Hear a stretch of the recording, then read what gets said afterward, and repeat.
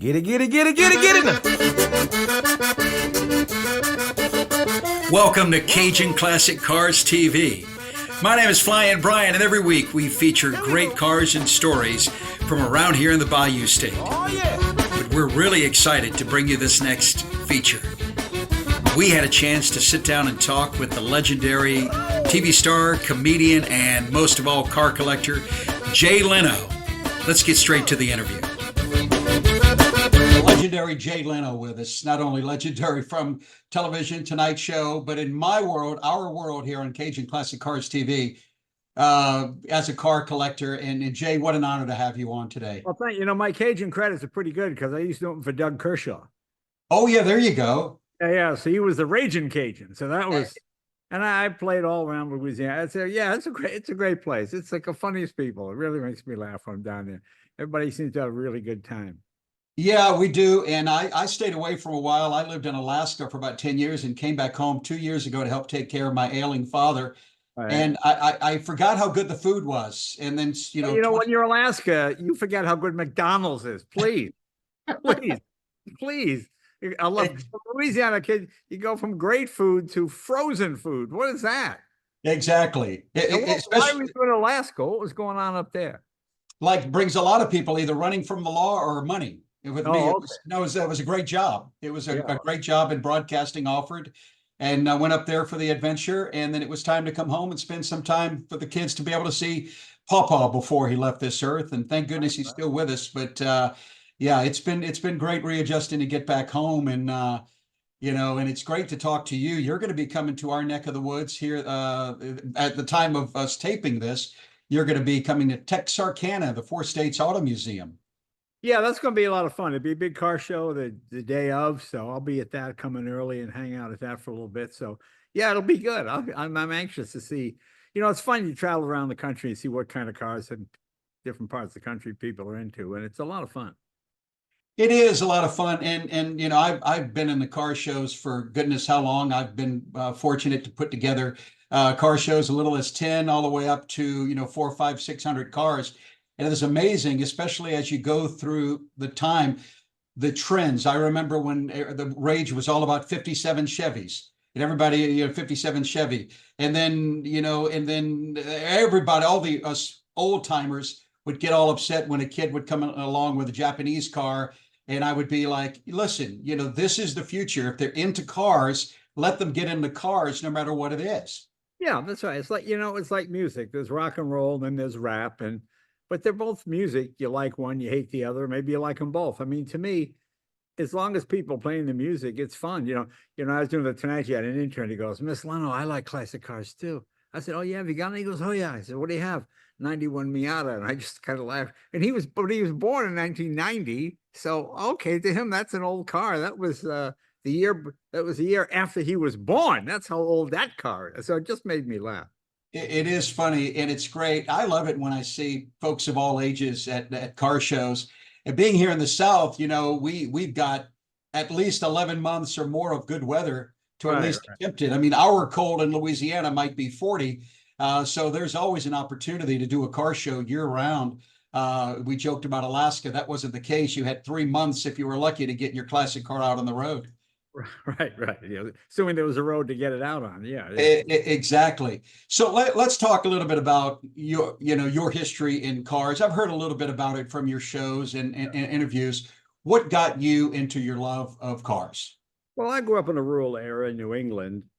And, when I was a kid, my mom, who knew nothing about cars, knew that if her Valiant didn't start, you opened the hood, you took off the big round thing, you stuck a screwdriver down the smaller round thing, that will hold that flap open, and then you keep your foot to the floor and you crank. So nowadays, cars are pretty bulletproof. They all run. I'm always amazed when if your dad didn't know how to use a screwdriver, you probably don't, because it's just not part of the deal. You just, to survive, you had to know how to change a tire and do things like that. So I grew up in that era, and I enjoyed it. I had a lot of fun. There was always broken snowmobiles, and that was an era when you could buy a car for $25. It was abandoned in a field. Now, of course, it's abandoned, it's taken in, it's crushed, and it's sold up for parts, or it's made inoperable because it doesn't meet emission or whatever it might be. But in those days, you could get cars from the 30s or 40s. I mean, we used to buy Imperials for $100 until they got banned from the demolition derby because the frames are too strong. It was considered an unfair advantage, you know. And I mean, I've got a 58 that I love, and I realized how many of those we smashed up just because nobody's going to care about this stuff. This isn't like a 32 Ford. It's a 59 Cadillac. Who cares about that? You know, I remember a friend of mine, this is how old I am, was looking, we up at Pebble Beach. And he said, I'm going to look at a 59 Caddy. I go, what do they want for it? And he said 78. I go, 7,800, that's a lot of money for that. He goes, no, 78,000. I go, 78,000? Really? And then I realized, are they going for that one? Of course, they probably peaked out at about 2.25, 250. Now they seem to be coming down again because it seems to be aging out. But it's fun to watch the change as you go through different generations, you know. Yeah, I have a 1957 Nash, which of course Nash had 3 or 4 different owners, you know, Right. plates, and it's redone, and I love it so much. And it's interesting, and the reason why I bring this up is what you just said. It's interesting because one year a Nash is a $5,000 car, and a couple of years it's a $20,000 car, and it's interesting to watch those fluctuations, you know, and how they do. But the funny thing is, I think they call that the golden era because your Nash, it could sit for another 50 years and somebody could get it running again. A Yeah, car from the 90s, you know, I always say mechanical stuff breaks, but electrical stuff degrades. And you never know why a modern car doesn't start. You go, okay, let me replace that relay with a nice shiny one that looks just like the shiny ones on there now.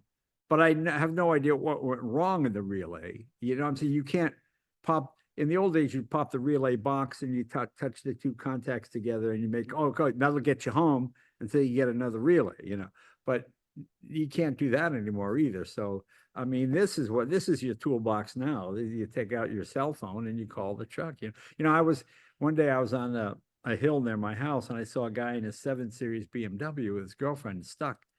I pull, you okay? I got flat tire. I go, wait the truck. I said, you change? He goes, no, there's no way to get the wheel off.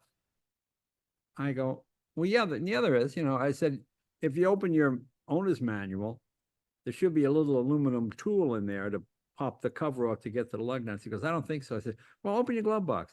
And of course, his manual was still sealed in plastic. He'd never opened it.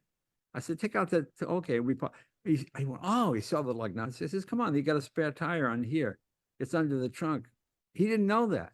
And of course, to his girlfriend, now I'm Superman, you know, well, this handsome stranger will fix my husband's less of a man car. Yeah, it just made me laugh because she's looking at me like, oh, you know so much. Not really. It's just a flat tire.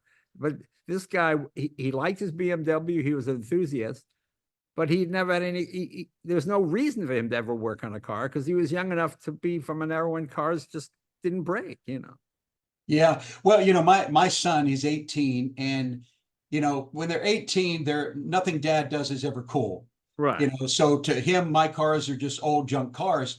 However, Right. in his own way, he's gotten into cars. He works for a car dealership and is doing pretty well already. And you know, he drives a Chrysler 300, which he's probably put about 3,000 into it to try to keep it on the road. But to him, that's his classic car, and he enjoys messing around with it. And he's What year? 300. '05.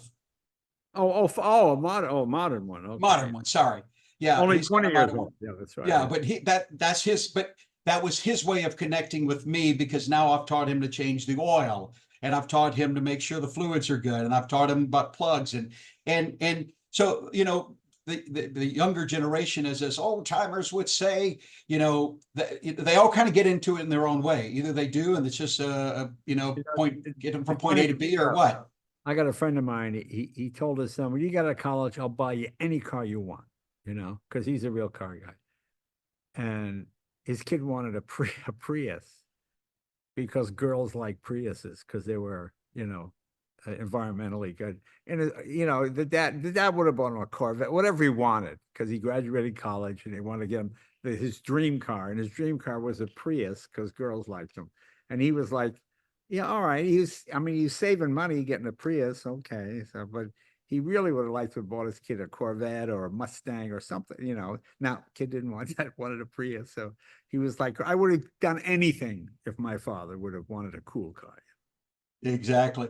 Well, we were talking about growing up and how we got into cars, and I brought up the Nash. It's got the 3-speed on, well, not really on the column, but 3-speed on the dash. And I Right. always joke and say it's a millennial theft device. Right. If, That's what it if is. somebody tried to get, they'd never be able to drive in it because they wouldn't know how to do it. Try with the Model T too. I parked my Model T with the keys in it, and Yeah. people turn the key and why isn't it starting? Ah, that's your problem, you know. Yeah, my wife gets so mad because I'll put, we go to church or a store and I'll put the keys right on the floor mat. What are you doing? They're going to steal it. I said, honey, do you know how to drive it? No, nobody's going to steal this car. Yeah, exactly. They're not going to take it.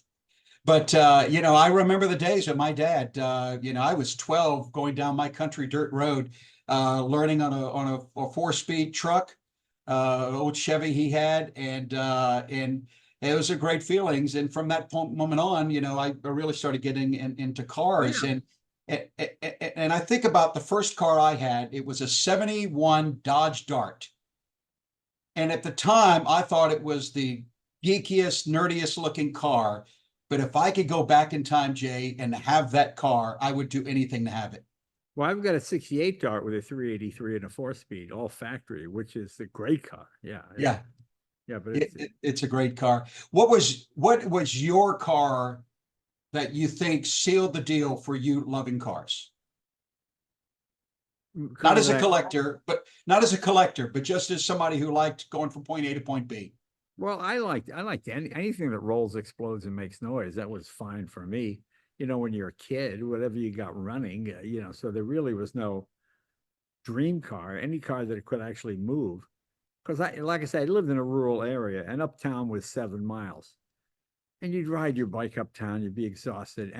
It was because you'd be like 15, and your friends that were 15 and a half already had their permits.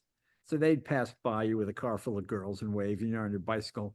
And by the time you hit the McDonald's, wherever it is, everybody's hanging out. They've all left already because you're on your bicycle. So it's like just a nightmare, So, and any car my first car was the 34 Ford pickup truck. I bought that when I was 14, and it took a couple of years to get it together. And so that was my car when I was in high school. And you talked about going to town. One of the things I miss is high school days and cruising. It's sort of like the American graffiti thing. The cars go up and down the road. Parents didn't understand why we did it, but I loved going just up and down the road, stopping other people, waving at the girls. Those days are gone forever. Yeah. Yeah, they are gone. That's why I watch American Graffiti and kind of reminisce. So, we talked about, your favorite, as far as driving. This is probably going to be hard. As a collector, your favorite at this current moment. Well, I mean, if you're a collector, a car that I always wanted was a Chrysler Turbine car, because I was 13 when that came out. And for people who don't know, Chrysler sort of perfected the jet car. They really thought it would go into production. It had a purpose-built turbine engine. It ran on any fuel that burned in oxygen. There was no warm-up period. There was one spark plug. It was a pretty interesting car. And it was smooth. It idled at 22,000 RPM. It was a jet. To this day, when you start one, it seems like the Jetsons, rather, not the Jetsons, the Jetsons. And when I heard Chrysler was going bankrupt, I started calling the banks around Detroit and found ones and they said, Chrysler's going bankrupt. You sell them off assets. I said, I'll buy one of those turbine cars. They said, I tell them what I pay for it. And they go, it's not a new car. It's an old car. I go, yeah, I know. Okay, you sure you want to? All right, it's your money, kid. All right. So I managed to get one of those. And I drove it for a couple of years. And then the whole engine just melted down on me, just literally a lump. They run about 1,200 to 1,400 degrees. I was on the freeway and I saw the heat needle going up, 2,000, 2,200. By the time I shut off, the whole thing went up. And there were no parts. There was nothing. So I called around. I called Williams Turbines in Detroit, and they do turbines for jet planes and helicopters. But Greg Williams, his father was instrumental on the Chrysler Tournament project. So I told him about it. So they found 60 guys from the original team, all over the age of 80. And they all got together, brought their blueprints down and said, we'll build you a new motor if you just pay for the parts. And this is something that would have cost, I think, millions, really. I mean, one guy was 94 in a wheelchair like this, horribly, disabled, but sharp as a tack, remembered see, the real trick to building that car was jet engines are expensive because the alloys take such tremendous heat. So the idea was to come up with an alloy that was good enough for automotive use, but not quite aeronautical use, because that would have been too expensive. So they brought in a metallurgist named Dr. Roy from France, and he worked out the metallurgy problem, and they come up with the alloy. But once the project was over, all that was lost technology because it was useless. But these guys remembered, and they saved it, and they found a chunk of it. And I mean, it was really, it's so funny. Engineers are always engineers. And these guys were told when the project, look, take all your blueprints and burn them, throw them away. We don't want anybody there. And oh, yes, sir, we'll do that. Of course, they all took the stuff home with them and kept it for years in garages or storage units. So they got a chance to pull it out and make a new engine again. And it was really, it's really sad because the guys have been passing away one by one every couple of months because they're 88, 90, 91, 92, 95. And I also get a message and send flowers and a note thanking the family for, and they were thrilled because they got to see their fathers or their grandfathers' dreams still come to fruition, making this. So we got a brand new turbo car. I drove it at the Woodward Dream Cruise this past August rather. And it was a lot of fun. We had a bunch of the old guys there, and boy, it was really great. It was really great. You're watching Cajun Classic Cars TV interview with the legendary Jay Leno. It's great to talk with Jay about his love of cars and some great stories about his collection. Stay tuned for part 2 right here on CajunClassicCarsTV.com.